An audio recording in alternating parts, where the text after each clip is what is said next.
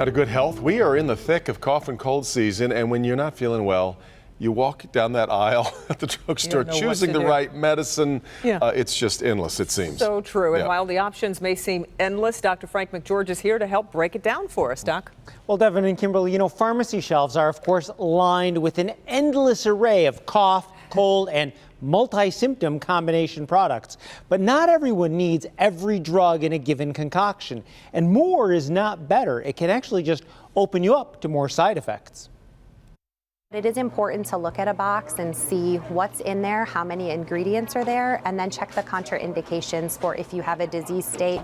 If you're taking a medication, you can have overlap.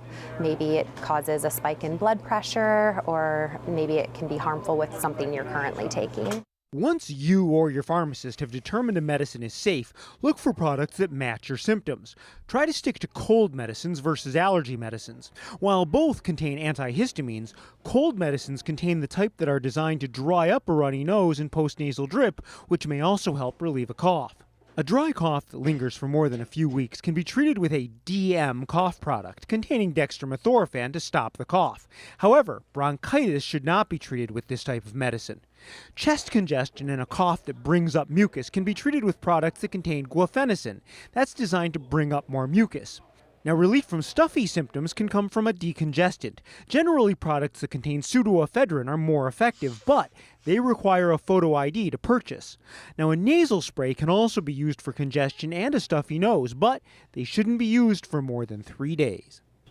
Now, certain people should use extra caution when they're shopping for cough and cold medicines. That includes children, pregnant or nursing women, people with high blood pressure, glaucoma, thyroid diseases, or anyone with urinary retention problems. And the reason is some of the side effects, especially for like pseudoephedrine, can actually cause vasoconstriction or constriction of some of the muscles in your body or the smooth muscle in your body, and that can worsen some of those other problems. But that is what you choose when you're personally when you're having trouble breathing. And Sudafed is actually my go-to anti-congestant.